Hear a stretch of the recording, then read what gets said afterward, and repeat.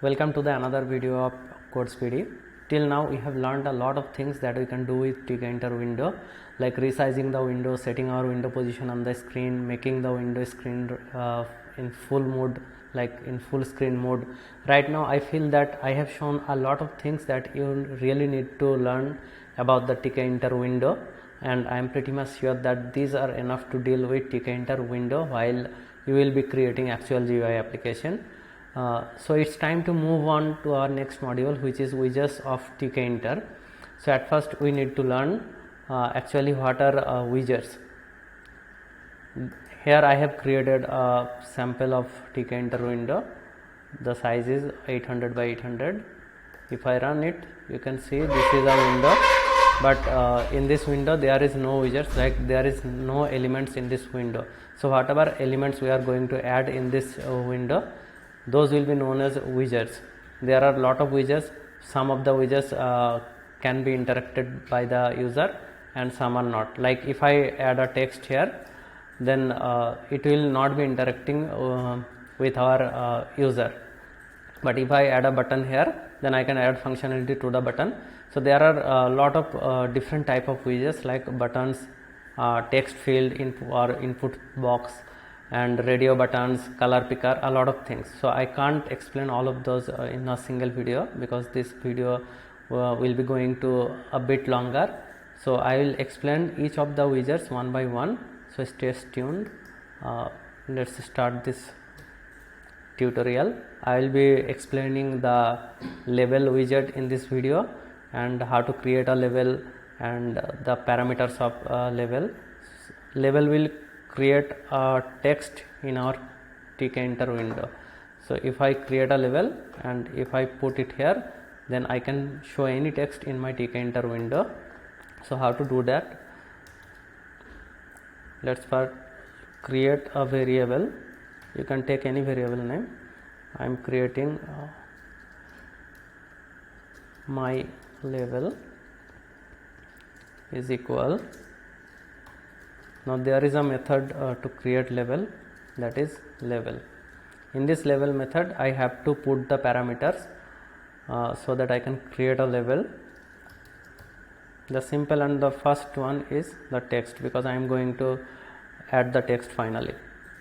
For example, I am adding hello there, I am from Code Speedy.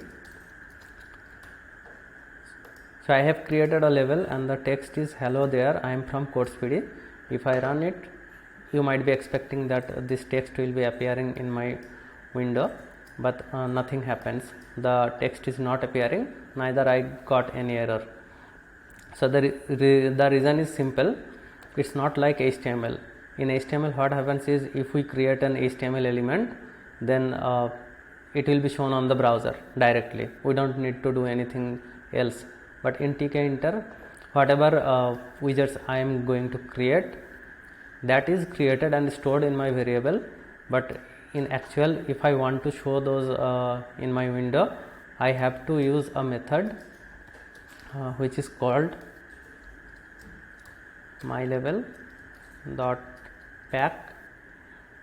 Actually there are three methods. You can choose any of those depending upon your requirement. There is pack method, grid method, and another one is and place method. So I can also use place method, but there are different roles for these methods. Today in this video I will be only using pack method, but in later on I will be explaining in detail what these methods actually do.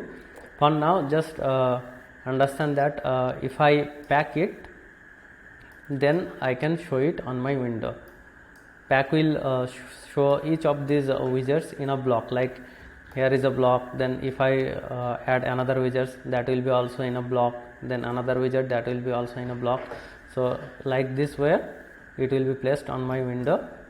Let's see through an example. I have packed it, so now I can run it. Let's close it first and run it. You can see the text is appearing on my window. This is a simple text, and this is our first widget, which is label. Now see other parameters of widget. I can set the background color, like I have created this.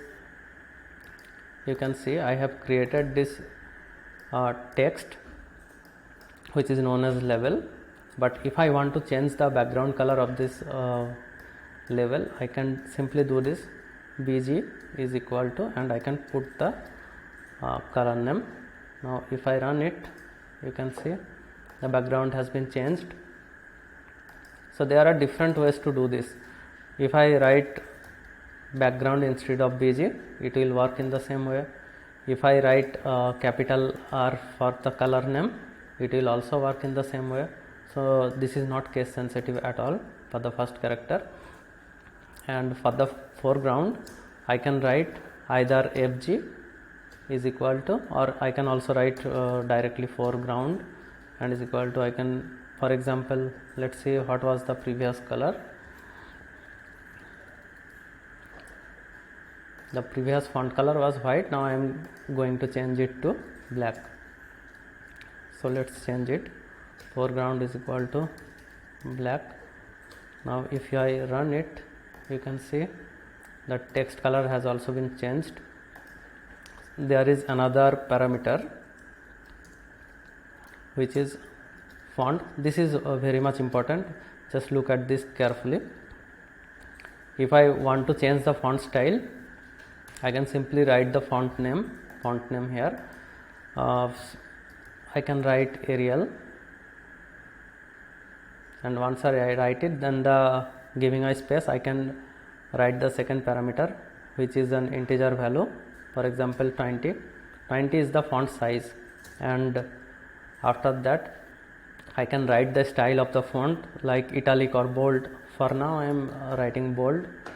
So if I run it, you can see the font has been changed to bold and the size is 20, and the font style is, font name is Arial. This is Arial font. But here you will be facing an issue like this. There are a lot of fonts available in Tkinter. Those are consisting of two string, like a font is there which is known as Arial black. Okay, so if I write it here, then our Tkinter window, Tkinter program will be expecting the second word as an integer, because this should be our size, but the size is here in the third word. So if I run it, I will be getting an error saying that expected integer but got black, because my program is expecting me to write the size here, not here. So there is a solution. You can simply write it like this. You can just use first bracket, and in this first bracket you can define the values, like this is Arial black. So I will be doing this, and for integer I don't have to use quotes, and for the style, as this is a string, I am using double quotes.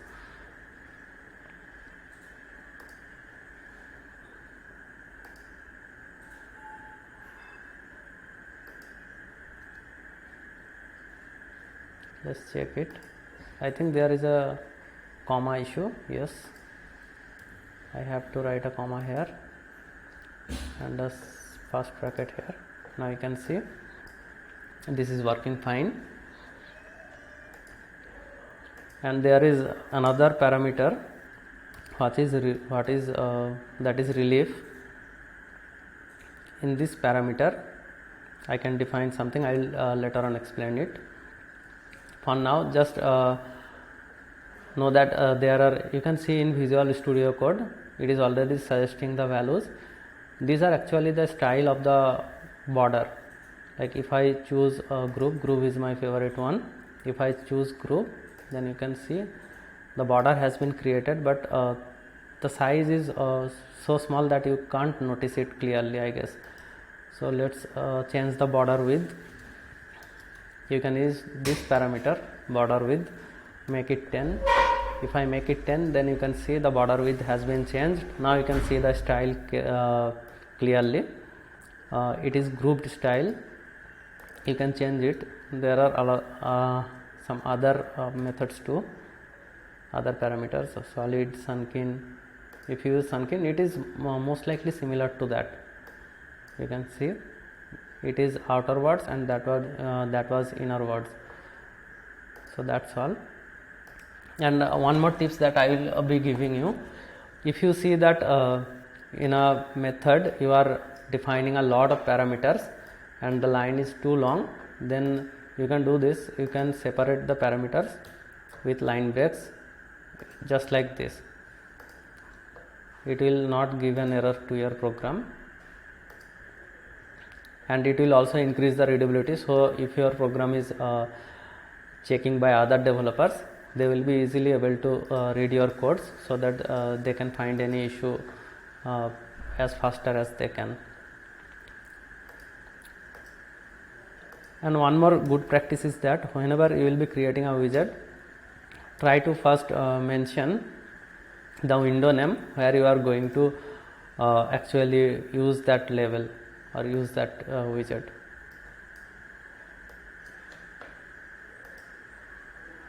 So that's for today, and in my next video I will be explaining how you can find out all the font names available in our Tkinter in the next video. Okay, so that's for today. Stay tuned, and if you haven't checked my YouTube playlist, I will suggest you go to Google Chrome and you can go to my channel, and there is a playlist named Tkinter tutorial video series. The video series is yet not completed, but I guess it will be completed in few days. So just check this playlist out. I am explaining each of the tutorial here one by one and step by step. So in the next video, whatever I will be uploading, that will also be included in this tutorial series. So stay tuned. And one more request is that a lot of people is watching my videos but they are not subscribing it. So I suggest you that please consider subscribing to this channel, because it will motivate me to make more new videos.